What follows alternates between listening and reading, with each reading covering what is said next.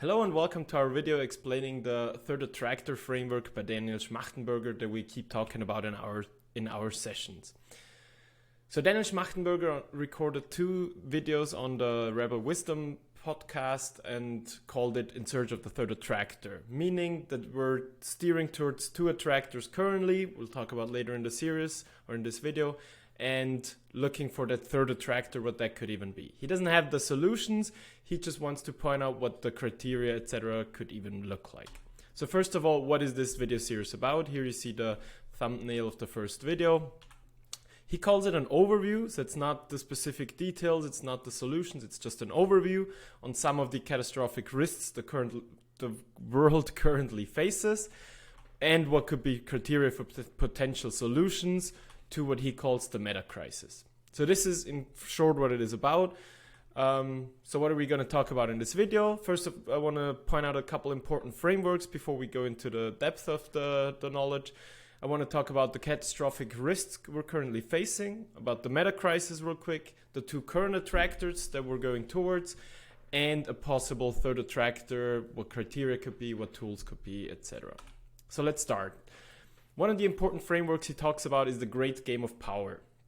So we hear about a lot of games being played, but who the actual big participants in the game are is up for debate, I would say. So he points out a couple of criterias or 3 criterias what people that want to participate in this great game of power globally need to have. So some nuclear capability is one of the surefire criteria. So if you have nuclear bombs, like, you will be part of the great game of power.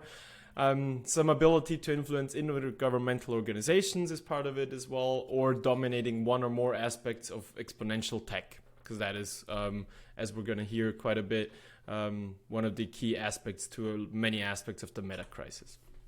So what kind of strategic actors are part of this great game of power? We have hyper agents, which are individuals.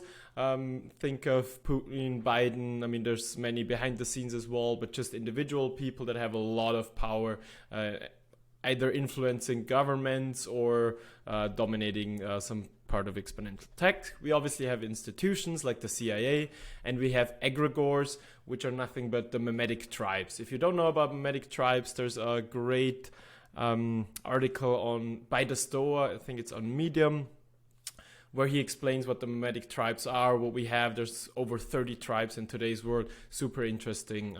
Check that out. Okay, what are multipolar traps? Multipolar traps are basically something where there is a perverse incentive and I have to use it, otherwise the other person does it and I just simply lose out and I'm not part of the game anymore. So what he often mentions is a first mover advantage. For example, cutting a forest down.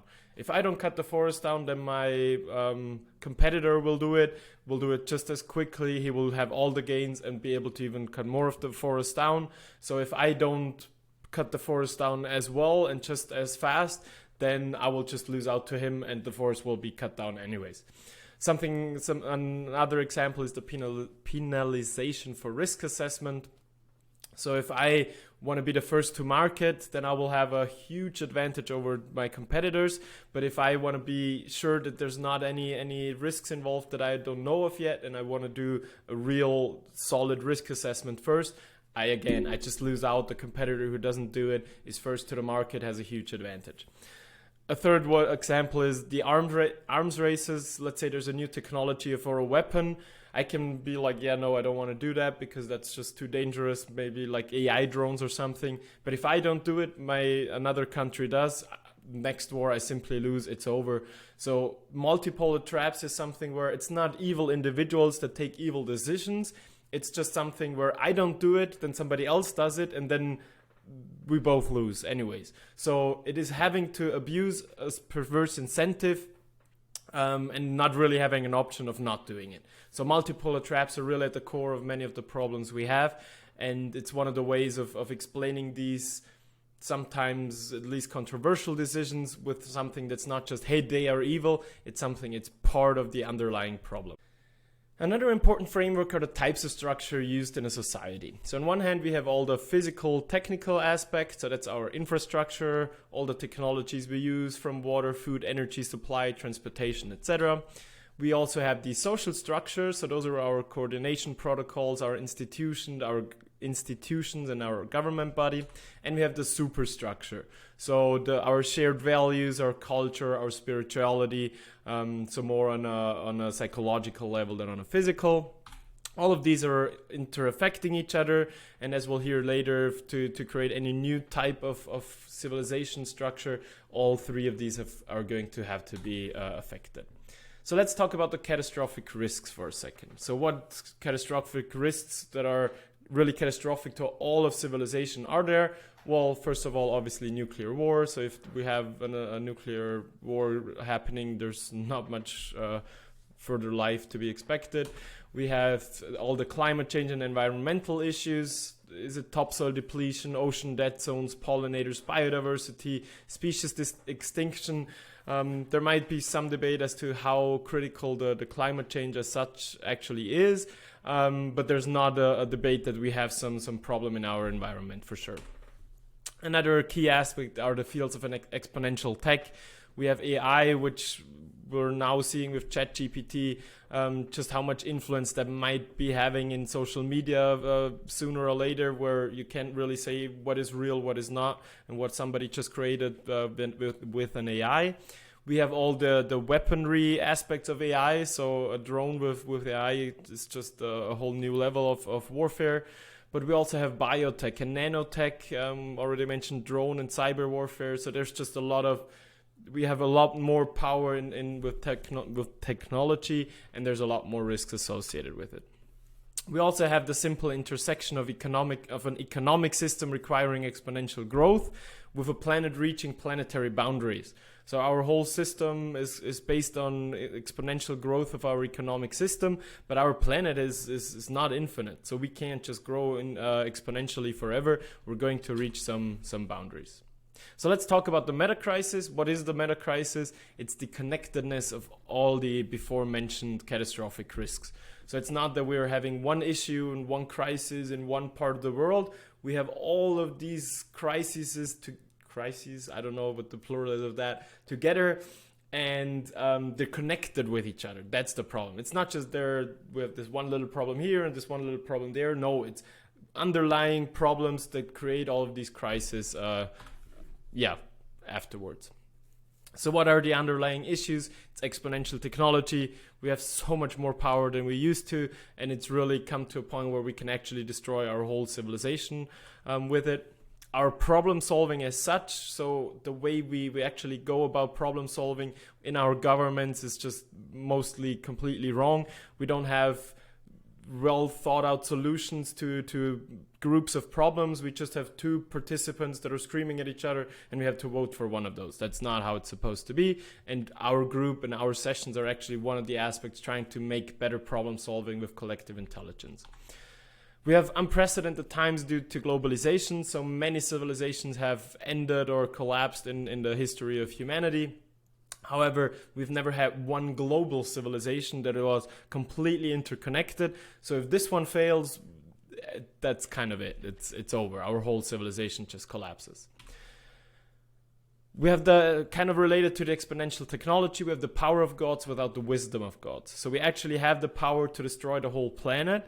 But have we gotten that much wiser to actually be able to use that kind of power? Schmachtenberger argues not, and I guess I would agree. Our sense making and our wisdom has not even closely developed as fast as technology has, and now we have literal apes with nuclear bombs. So yeah, just think about that. Multiple traps we talked about before. Those are also one of the underlying issues why we have this meta crisis. So the whole series is called In Search of the Third Attractor. Why In Search of the Third Attractor? Well, first of all, because we have two current attractors that we don't really know where we're going, but neither of them are great.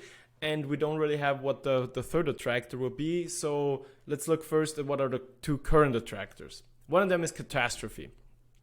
If we keep doing kind of the decentralized, slow choice making, so with our not ideal government bodies, with the type of democracy we have right now, it's kind of decentralized, but it's very slow, and there's just we're not even close to having all the decisions to get out of all the crises we're in. And with exponential technology, we have a lot of destructive power in a lot of different hands. So we used to have the mutual assured destruction between the Soviet Union and the USA, and either one of them knew that if the other presses the button, it's game over for both of us, so we just don't do that. Now this destructive power has been decentralized a lot more than it used to be. So now we don't just have mutually assured destruction, but we have so many powers with not just nuclear bombs, but with very destructive powers, that this is just not an opportunity anymore. So this doesn't work anymore, and will lead sooner or later to catastrophe. The other attractor is dystopia. So if you do it like China, for example, with their centralized fast choice making, it's basically one person taking all the decisions, which has its advantages because you're actually a lot faster with this choice making. And I mean, if you look at topics like education, or I guess economics as well, even though I don't know enough about that in China, partly they're doing very well, and they're kind of, even TikTok, just how TikTok is used in China compared to how it's used in other countries, they actually use it to show engineering projects and how to be a better person, etc. But this all comes at the cost of no individual freedom. So if you actually centralize all the power, maybe even globally to the WEF or wherever you want to do that, that the individuals around the world will suffer. You basically just some entity controlling whatever happens, and in order to be able to do that, the individuals can't have any power. So currently we're either going to catastrophe or we're going to a dystopia. Either we just keep letting all the problems simmer and we can't really do anything about it, and sooner or later something's going to blow up and we're all going to blow up, or we go into a dystopian direction where somebody takes all the power necessary to actually be able to make all of these decisions that are necessary, but we lose all of our freedom in the process. So what is the third attractor? The quick answer to that question is we don't know. Daniel Schmachtenberger does not have the solution what the third attractor is, but he has some criteria on what it would be able to entail. So one of them, it's able to prevent all human-induced catastrophes. So in order to be a legit third attractor, we can't blow ourselves up, so that would be one of the criteria. It would also require a coherent choice-making, factoring the total collective intelligence with the speed and coherence a small number of agents would have. So, it's quite the sentence. In general, the more people you try to have making a choice, the slower it is. The less people, so just a small number of agents would have, the faster it is. But we want the intelligence of the collective and with the speed of individuals.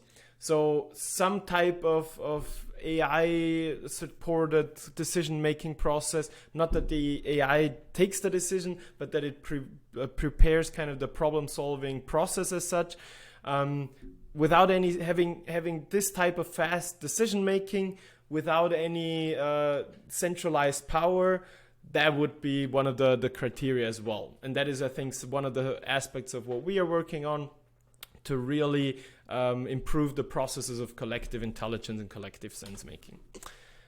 Yes, harmonizing the ability to hyper-agency while focusing on collective well-being. So it's not me versus you and I have to take some perverse incentive in order to be even able to sustain my hyper-agency, but I can sustain my hyper-agency while also really being able to focus on collective well-being. And the fourth criteria, it has to be on all three levels, as we said before: infrastructure, social structure, and superstructure. So not a small task, but at least gives us some criteria of how to look at it. He also gives us a couple of potential tools. In the end, it is all systems of collective intelligence and education. We have to use our collective intelligence, which we're able to do now with the internet, and use it for just better sense making and also education. So education is one of the aspects he focuses on. The more people know, the better the collective sense making. So using technology, it could be AI delivering some mentoring from anybody in the world at from any time. So imagine just asking Albert Einstein about the basics of physics or whatever. This will be possible in not too much time. So AI is really could be one of the next steps for an insane level of education. But also collective intelligence. We need to have new ways of problem solving. And AI could also be a focus on facilitating that. How do we approach each other? What are the real issues of the meta crisis, and what can we do to solve them? So that is it. That's just a short overview on what the third attractor framework from Schmachtenberger looks like. We'll keep talking about it in our discussions, but now you have a basic understanding of what it's all about. Thank you.